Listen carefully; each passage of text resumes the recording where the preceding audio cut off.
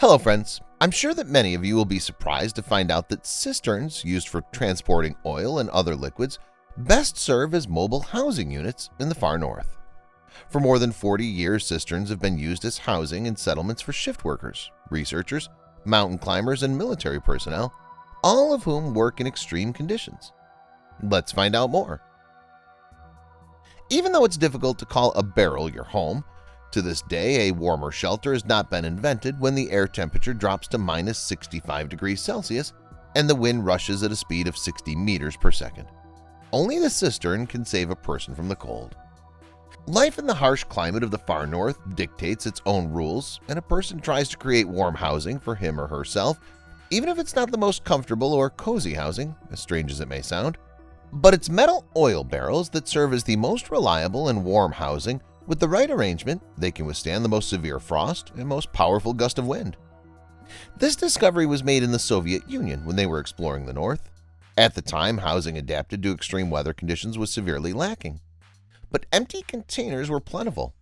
This is also the case today as such enterprising people began to build their own housing. The housing that the industry supplied were wooden work trailers with frail insulation in the form of slag wood or sawdust. They couldn't withstand even 20-degree frost. Of course, the units that were constructed in the field cannot be compared to those that were designed by engineers, Alexander Nukhlichev and Sergei Komalov. They skillfully and professionally improved the work of the people. The unified metal block reformed workers' housing. The model was first produced and developed at the Volkom's Repair and Mechanical Plant in 1975.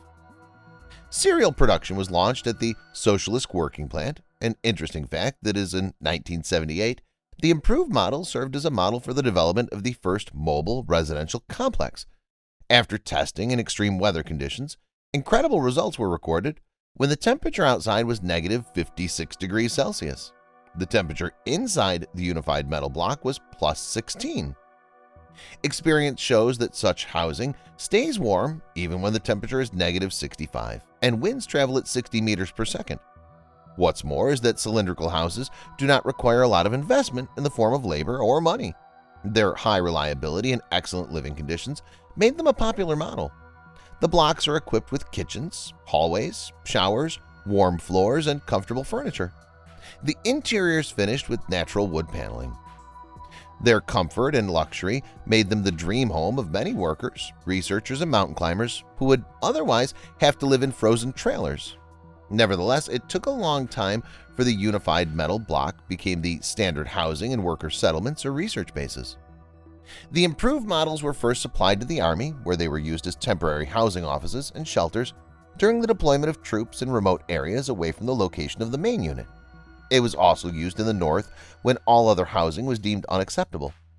For military purposes, special blocks were created that were equipped with absolutely everything needed for living, in addition to shelves, tables, and plumbing.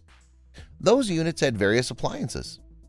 Let's analyze what can fit inside a barrel called the unified metal block and learn why this cylindrical metal house became the salvation of workers living in extreme conditions. First of all, the factory production of a turnkey residential module has a number of strengths: durability, streamlining during transportation, stability during strong gusts of wind, and relative comfort. These qualities are achieved by proper calculations and the technical nature of the production. The unified metal blocks were able to significantly decrease the consumption of materials. It was possible to reduce the surface of heat radiation as compared to rectangular trailers.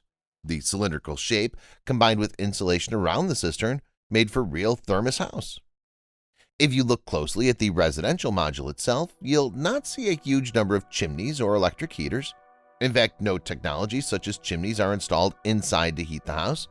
They're heated with the help of convectors located in underfloor space. A section of the barrel allows this to be done unnoticed. That's why the floor of the house is always warm, and the cylinders' ventilation is installed under the ceiling of the upper part of the cylinders, which helps organize the regulated supply of air from the outside. As a result of these systems, the conditions are created to ensure a uniform temperature with the necessary ventilation, and without the accumulation of condensation.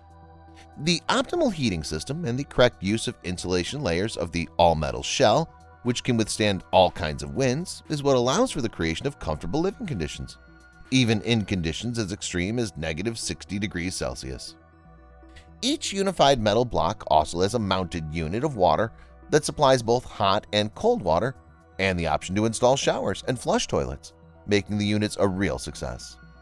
The unified metal blocks can be transported by all types of vehicle, including a helicopter.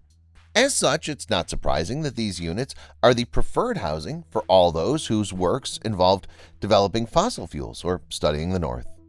However, such houses also have disadvantages.